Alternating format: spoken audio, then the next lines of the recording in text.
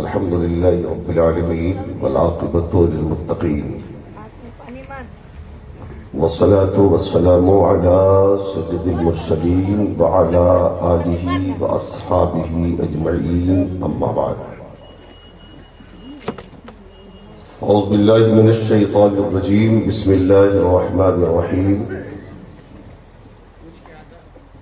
إن أولياؤه إلا المتقون صدق الله مولانا العظيم وبلغنا رسوله النبي الأمين المتين المكين المبين الكريم ونحن على ذلك لمن الشاهدين والشاكرين والحمد لله رب العالمين.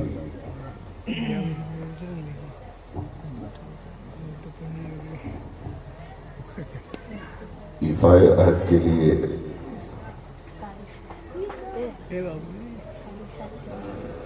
میں حاضر ہو گیا، وعدہ پورا ہو گیا، تقریر ہونا یہ کوئی ضروری نہیں ہے.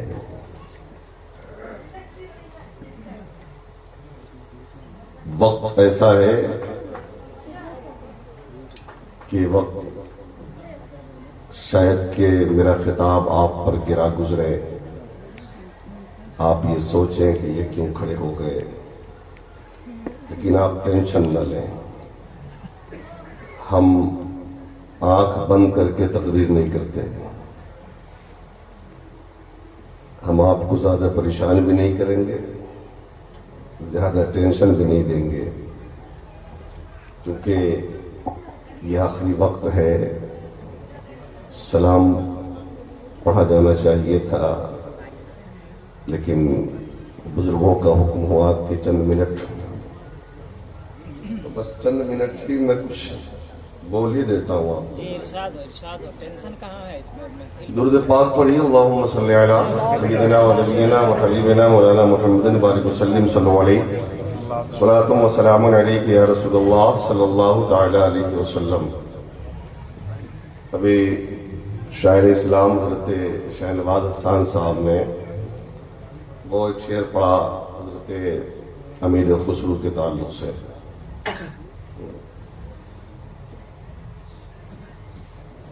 شاید کہ آج کی میری گفتگو کا موضوع بھی ان کا وہی شعر ہے. کیا بات ہے، سبحان اللہ. پیر سے محبت کرنے والے لوگ یہاں بیٹھے ہیں، بے شک ہے نا؟ پیر سے محبت کرنے والے لوگ ہیں نا بیٹھے.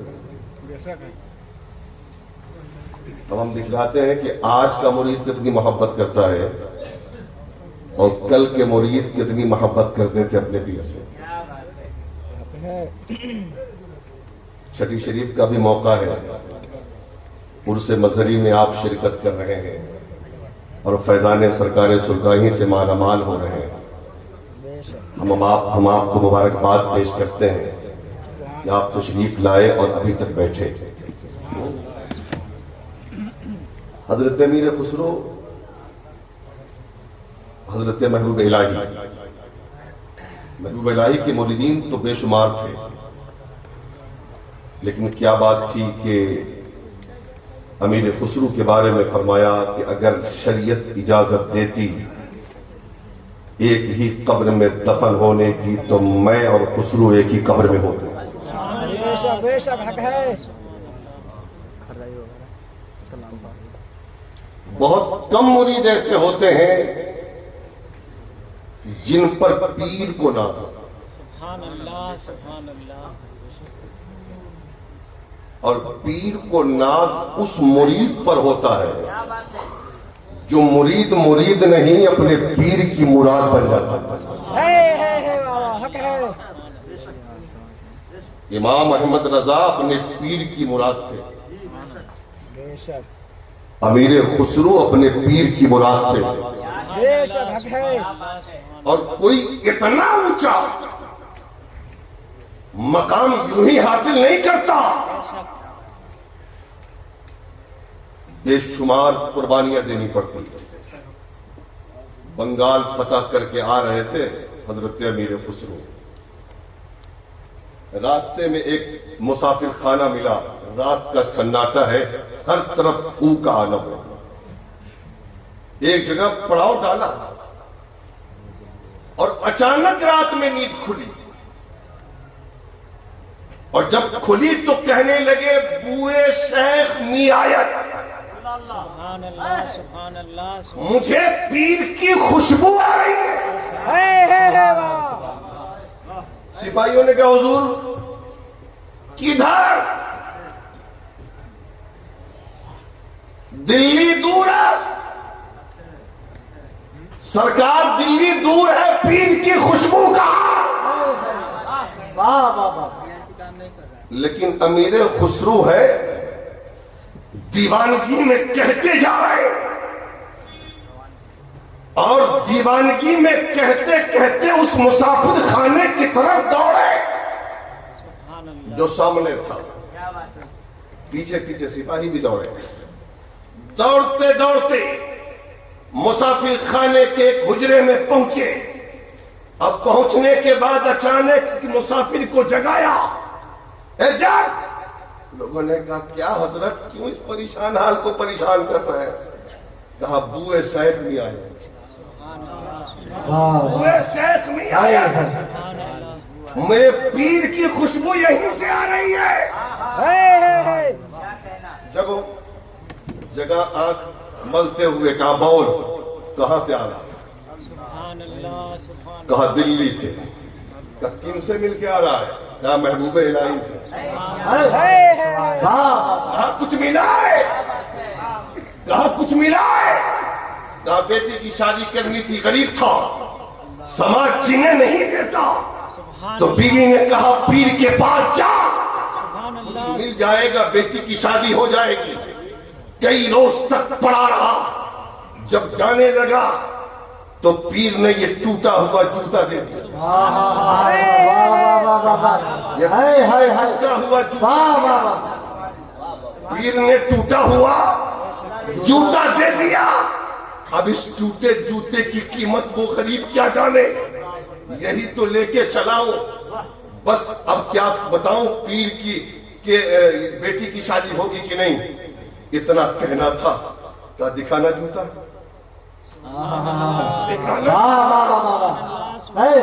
مرید ایسا کہ جوتے سے پیر کی خوشبو آئے. کیا دکھا؟ دکھایا تو سر پہ رکھا، ہونٹوں سے چوما. کہا مسافر ایک بات بتاؤ. کہا بولو. جوتا بیچو گے؟ جوتا بیچو گے؟ اس مسافر نے کہا آپ مذاق کر رہے ہیں؟ ارے کوئی ٹوٹا جوتا بھی لیتا ہے کیا؟ کوئی ٹوٹا جوتا بھی لیتا ہے کیا؟ کہا مذاق نہیں کر رہا. کیا بات ہے؟ مذاق نہیں کر رہا ہوں، حقیقت ہے. بیچنا ہے تو قیمت بول.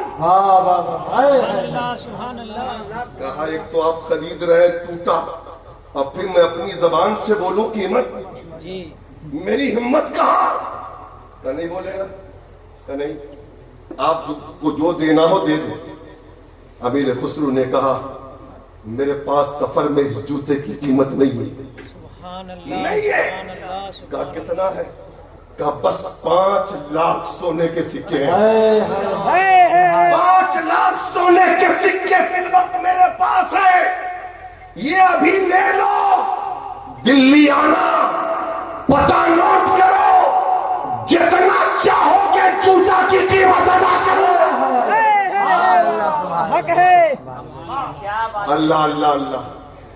حضرت امیر خسرو، حضرت امیر خسرو اس کو یقین ہو گیا کہ یہ صحیح بول رہے ہیں. کہ حضور اتنا پیسہ تو یہ لوگ لوٹ لیں گے. کہا میں اپنے سپاہیوں سے تمہارے گھر پہنچوا دیتا ہوں. اسے کیا پتا تھا؟ وہ تو سمجھ رہا تھا ٹوٹا جوتا، بیٹی کی شادی نہیں ہوگی. لیکن اسے کیا پتا تھا کہ امیر خسرو سے ملاقات ہونے والی ہے. 5 لاکھ سونے کا سکہ دے دیا، جوتا کو لیا. سن لیجئے، ایک ہم ہوتے آپ ہوتے تو بس رکھ لیتے جھولا میں اٹیچی میں کہیں، ادھر ادھر نہیں رکھا، اپنی دستار میں باندھا. کہاں باندھا؟ اپنی دستار میں باندھا اور دستار میں باندھ کر دلی آئے اور سیدھے اپنے مرشد کی بارگاہ میں پہنچے. مرشد مسکرا کے کہتے ہیں خسرو آ گئے؟ جی سرکار آ گیا. کچھ لائے ہو میرے لیے تحفے کے طور پر؟ سرکار غریب کی مجال کیا ہے، لاتا کیا؟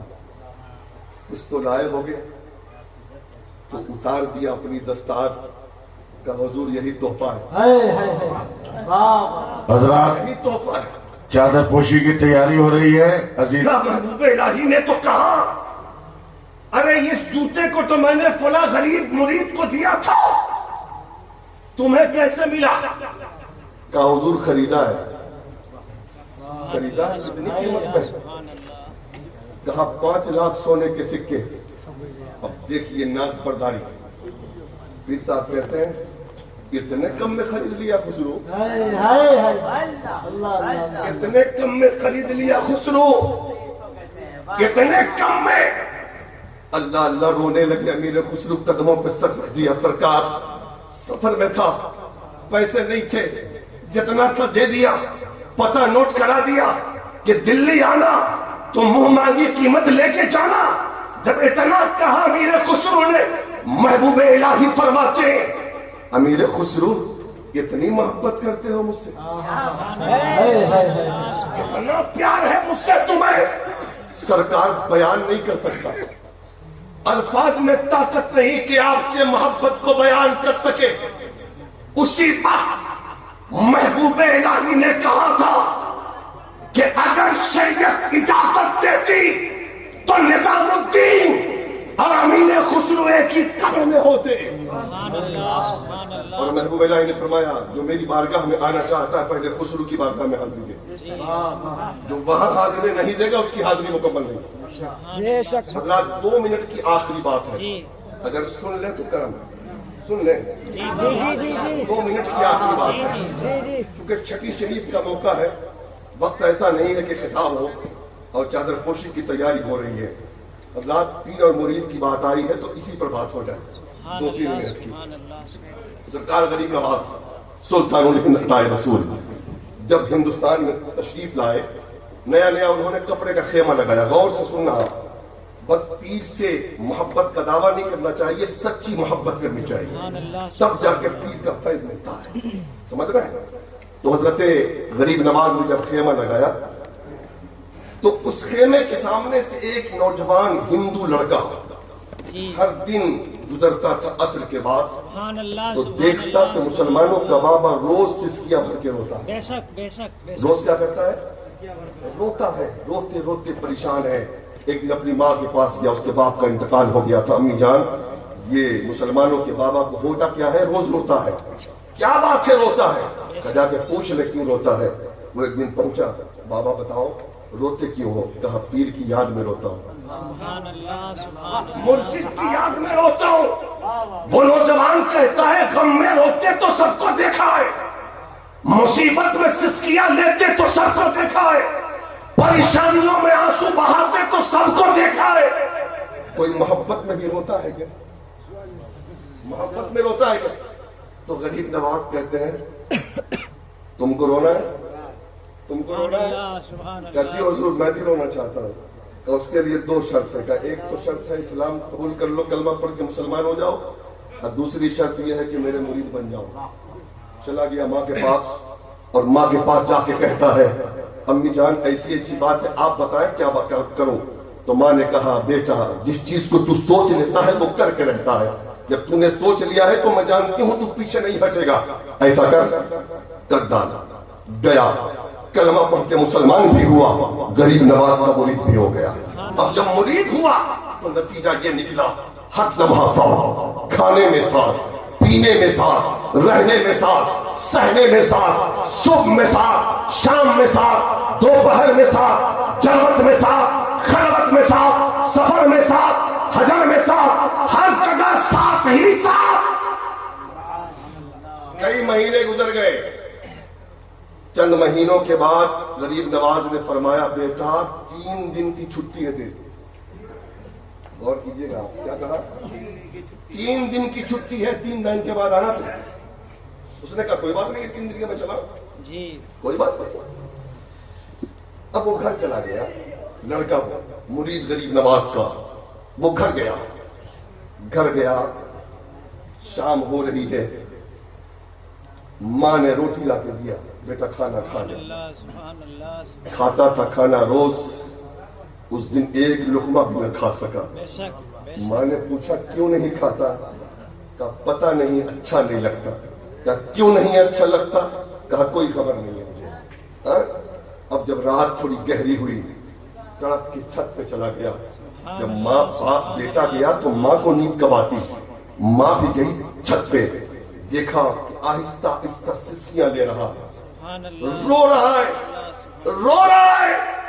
اور جب رات ڈھل کے سحری تک پہنچی صبح صادق کا وقت ہوا تو وہ سسکیاں چیخوں میں بدل گئی.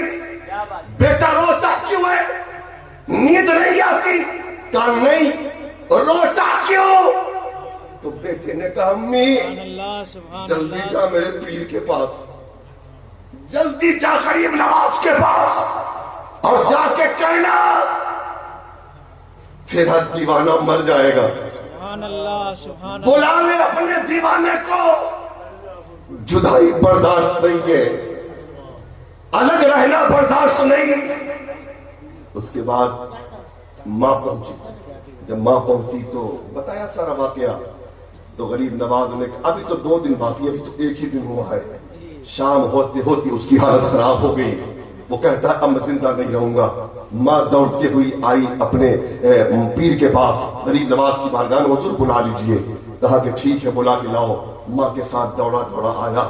سامنے پیر ہے, سامنے ادھر مرید ہے. بالکل آنسوؤں کے قطرے آنکھوں سے جاری ہیں. اللہ اللہ. ادھر مرید کی آنکھیں اشکبار, ادھر پیر کی آنکھیں اشکبار. دونوں مل کے رونے لگے. تاریخ کہتی ہے ادھر نوجوان کی آنکھیں بھی اشکبار ہیں, ادھر غریب نواز کی آنکھیں بھی اشکبار ہیں. سینہ گلے مل رہے ہیں. غریب نواز نے کہا رات میں روٹی نہیں کھایا نا؟ کہا نہیں کھایا. کہا کیوں نہیں کھایا؟ آپ کی وجہ سے نہیں کھایا. کہا سن میں بھی رات میں روٹی نہیں کھایا, مجھے بھی روٹی کھانا اچھا نہیں لگا. رات میں تو سویا نہیں نا؟ کہا نہیں سویا. کہا کیوں نہیں؟ آپ کی یاد میں نیند نہیں آ رہی تھی. کہا رات بھر میں بھی نہیں سویا ہوں. اللہ اللہ. یہ پیر اور یہ مرید محبت کا ہاتھ یہ ہے. اس لیے جس پیر سے مرید ہو جائیں پہلے تو اچھے پیر تلاشیں, اور جب مرید ہو جائیں تو پیر سے سچی محبت کریں, تب جا کے پیر کا فیضان آپ کو ملے گا. حضرات گرامی, پیر سے سچی محبت کرنی چاہیے, لیکن ساتھ میں نماز بھی, روزہ بھی, عمل صالح بھی, چہرے پہ داڑھی بھی, سر پہ ٹوپی بھی. اللہ تعالیٰ سے دعا ہے, اللہ تعالیٰ یا رسول اللہ یا رسول اللہ. اللہ تعالیٰ سے دعا ہے کہ اللہ تعالیٰ ہم سب کو صراط مستقیم پہ چلنے کی توفیق عطا فرمائے. کھڑے ہو جائیں, صلاۃ و سلام.